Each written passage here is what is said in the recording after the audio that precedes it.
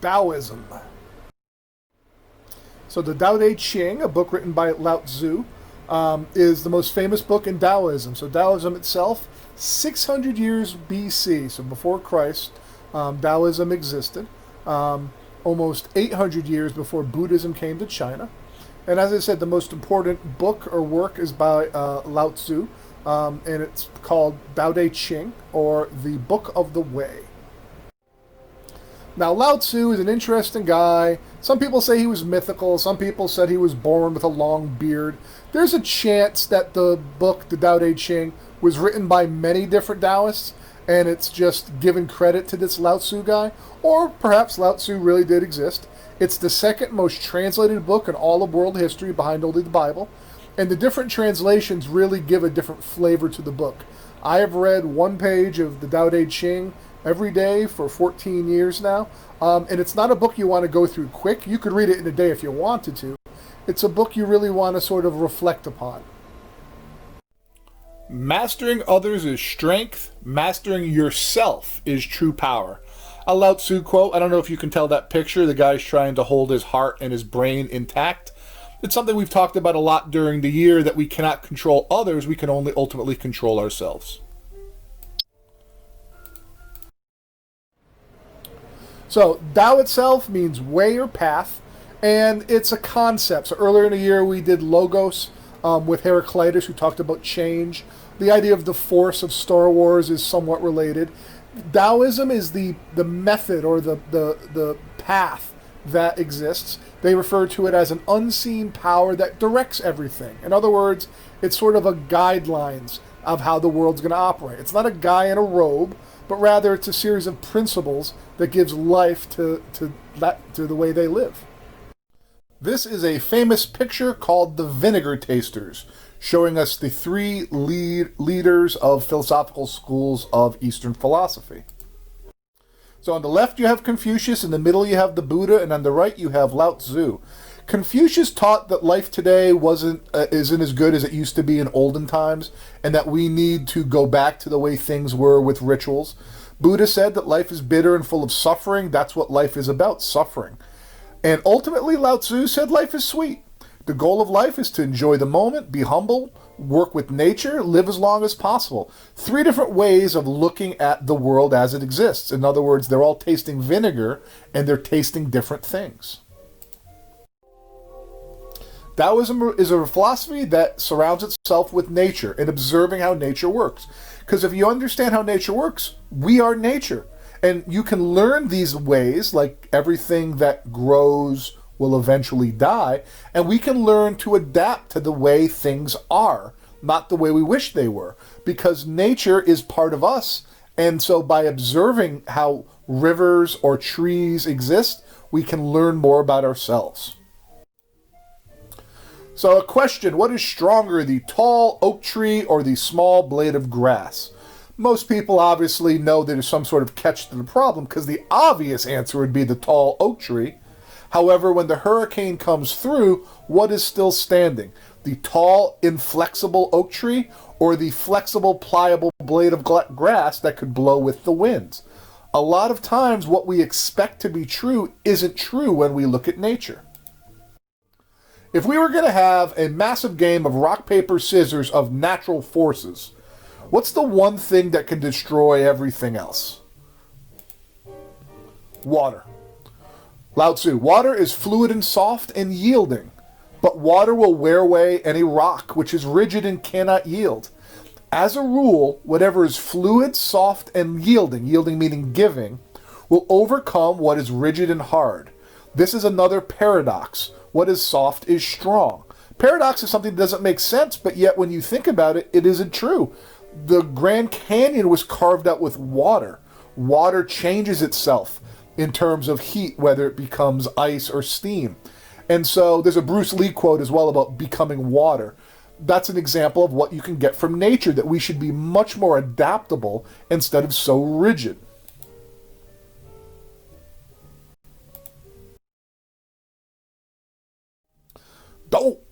Now, Taoists are much more in line with trying to become in harmony with nature And in doing so, they're oftentimes going to be rejecting what the man-made structures that we've come up with. Because, like I said, the man-made structures don't always coincide with nature. By definition, I think most of us live in houses surrounding four walls, separating us from nature. They said if you actually look at how nature operates, the strength of the mountains or the flexibility of grass or how water can adapt, that's how you should live life, the cheerfulness of flowers. And the natural order of things can be observed by watching how nature goes. We don't do that. We're too busy in our own minds. Nature does not hurry, yet everything is accomplished. We have watches and we have deadlines and we have to have things done yesterday, which is why we are impatient. But nature does not hurry, yet everything is accomplished. So, if you're going to live according to the Tao, this mindset, you need to try to realize that there is a balance to the universe, and you need to find harmony with it. And this balance is between two opposite forces of life. You might remember from the beginning of the year, Heraclitus talked about something very similar.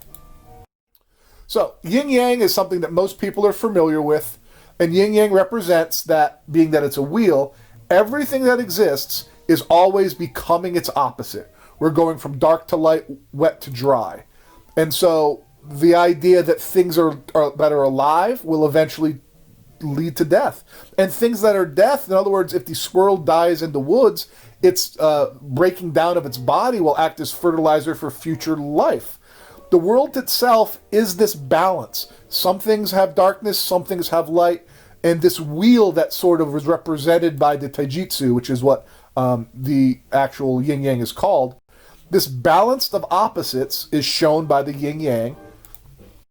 The yin is usually the feminine aspect, more dark, soft, and yielding. The yang, more the masculine aspect, bright, hard, and inflexible. Obviously, we have bits of each of us in us. And opposites, as we've talked about, can't exist without one another. There is no concept that exists of light unless you have darkness. If it was never dark outside, we would not invent a word for light. Light would be just something that is. The idea that it goes back and forth between opposites, if you're smart, if you have wisdom like the Taoists do, you realize that everything's always changing. Nothing is forever. And in fact, they believe it goes back and forth between these two extremes. The taijutsu, as I said earlier, that's what often is what the symbol's called. Nobody calls it that. They call it yin yang. And it's about the perpetually changing, cyclical working of these two opposites. The opposing principles are part of the same thing.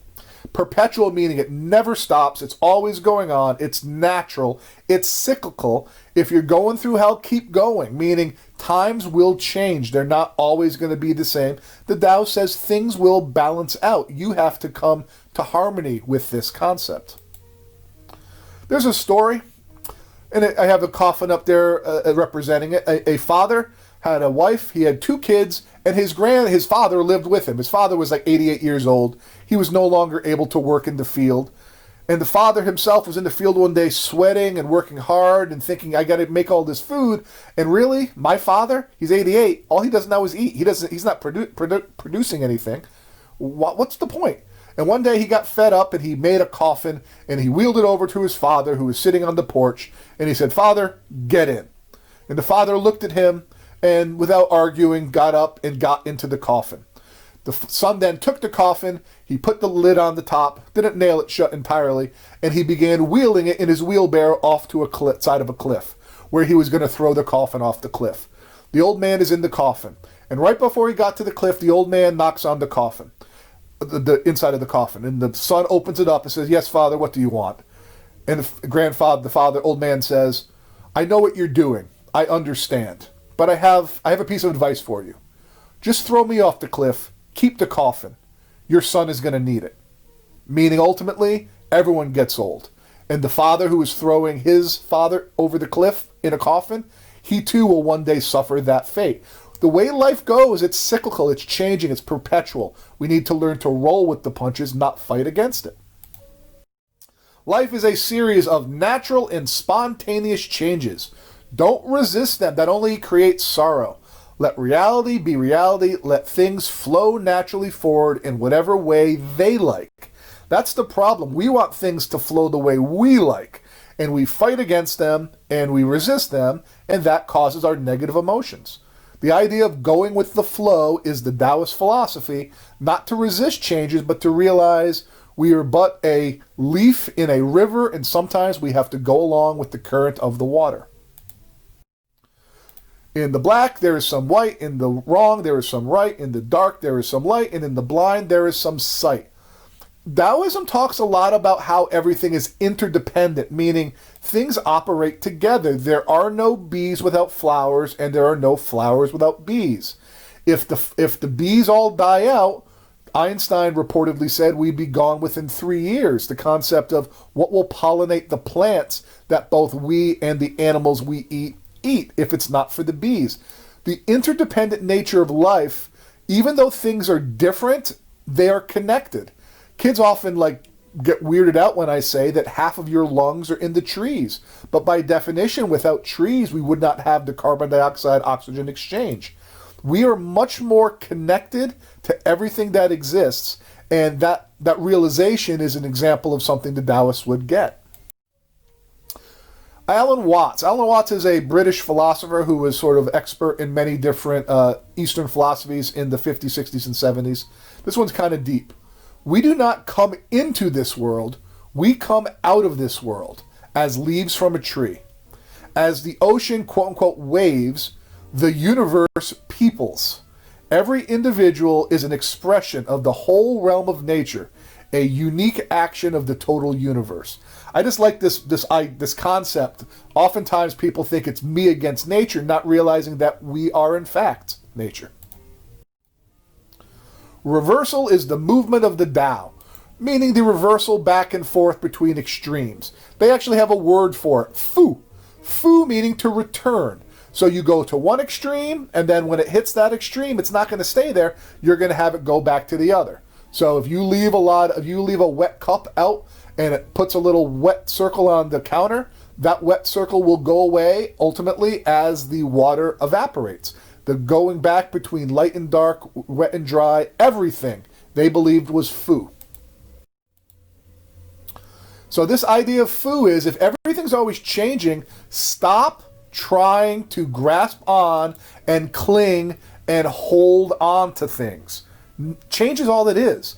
People who can react to change and can adapt live longer, live happier, because they have less stress. They're not fighting against what is. We tend to, the way we look at it, we look at life as being good or life as bad. But ultimately, bad and good don't even exist with one another. You have to accept what life serves up to you sometimes. If you realize things are going badly, the good news is they're going to change probably in the future because that's the nature of existence. Nothing remains constant. New beginnings are often disguised as painful endings. Anybody who's ever been broken up with or lost a good friend or whatever big change has happened in their life, we will kick and scream, woe is me, become victims, or we can realize this very honest truth, that the beginning only happens when the previous door closes. It's how you perceive it. Most people kick and scream and do not accept the change. Others embrace it and work with it. Wu Wei. This is one of my favorite concepts, and most kids hate it, but I like it anyway. It means inaction or non-doing. That sometimes you can do nothing and that's the right thing to do. It's accepting things as they come. So you're not going to force anything. Like for me, I oftentimes want to fix things before I foresee a problem when I want to fix it. How often has my quote-unquote fix actually helped to ruin it? Sometimes doing nothing and letting nature play out its natural course is the way to go. Now, kids will say, no. If things are wrong, you need to fight against them. I agree. If you're a mother being beaten by your husband, you probably shouldn't stay in the house forever and ever and ever. That's not a good example of going with the flow. But other examples, when we fight against what is, if your new boss is a jerk, well, either quit or accept it. Complaining is not helping. He said, and this is another thing that most kids will disagree with, especially the highest level kids, if you strive for something, like a goal, that's counterproductive. They said, now the point of Wu Wei isn't to do nothing, it's to find the easy way. Work smarter, don't work harder. Don't have the conflict. Most people have this righteousness that they need to get the last word, and they need to attack a problem to overcome it. And there's nothing wrong with that. We've had a lot of philosophers talk about overcoming. They would go to the viewpoint of water. Water is going to try to be adaptable and just leave the situation if need be. To adapt to everything is the opposite to fight against it.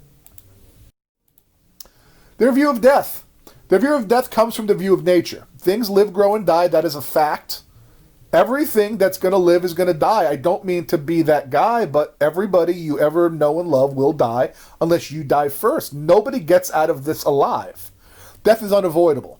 Clearly, some deaths are much more tragic than others, but life is a cycle. And you need to realize when grandma passes away, that's the natural order of things. Sometimes I wonder if life is worth living when you have 110-year-old people who are kept alive with lots of drugs. Their quality of life has gone. Individuals fear death because they think somehow it's something awful. And I'm not saying death is positive, but is death part of life? When we judge death badly, it has to do with unjust deaths, and I 1,000% agree with that.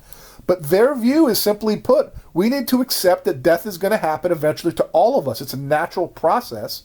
And maybe if you didn't stress death your whole life, you could get on with the living and you could leave the stress alone, and perhaps you will live longer. The idea that the people who are afraid of hardship maybe bring hardship upon them. If you spend your whole life in stress, you're probably going to die sooner than if you were more carefree and accepted. It's just another step. Death is just another step in life, the final one. Pooh. Pooh, the concept of the uncarved block.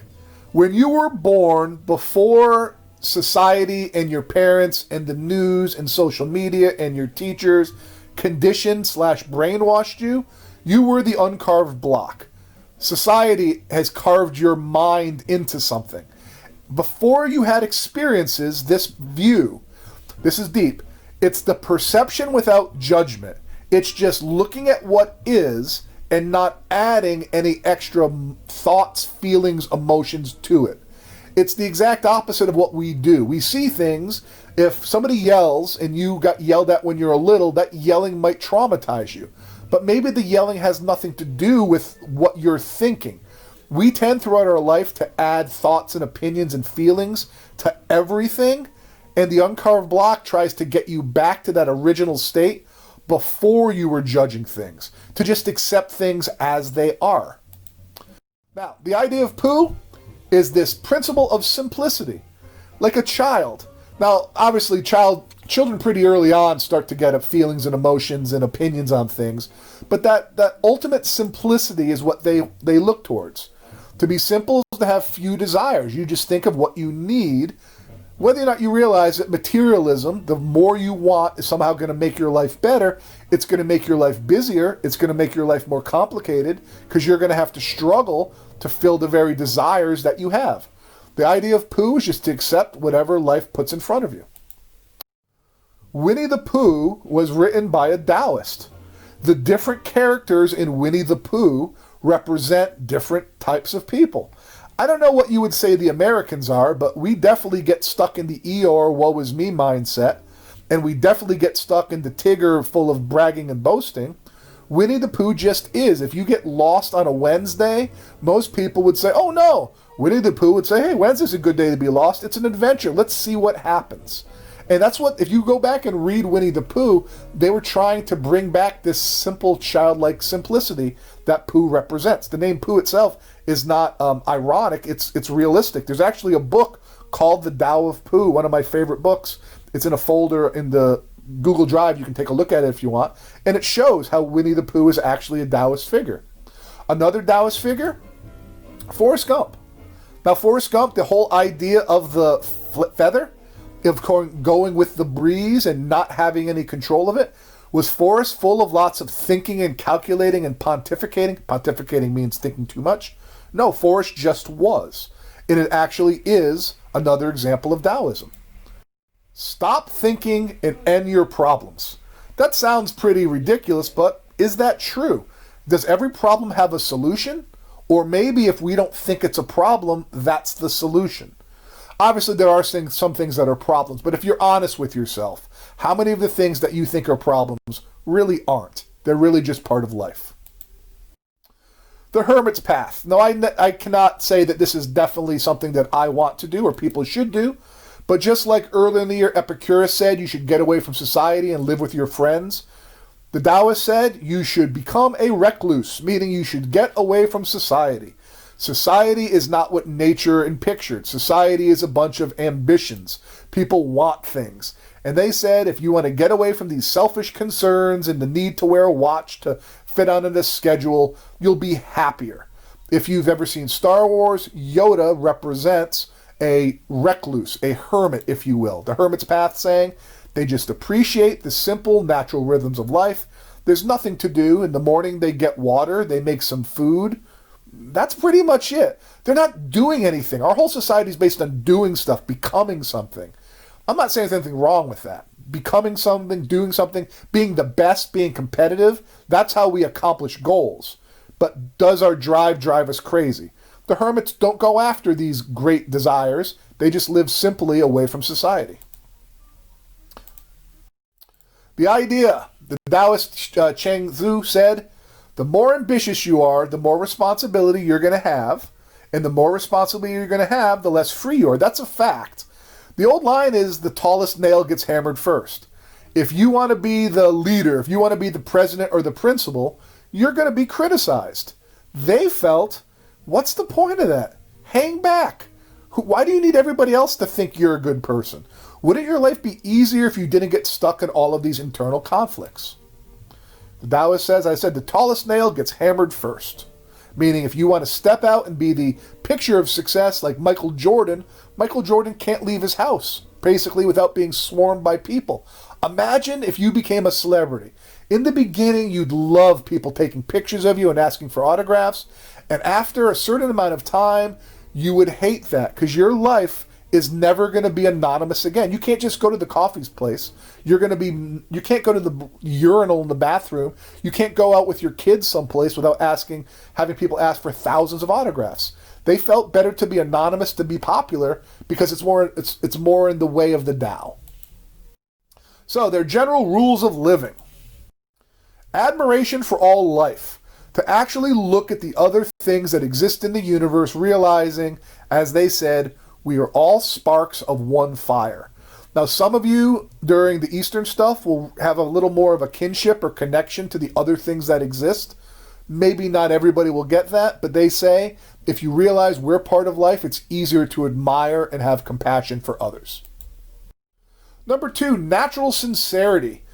The basic concept that we've been talking about all year, but most people are insincere. Most people are manipulative. Most people think only about themselves.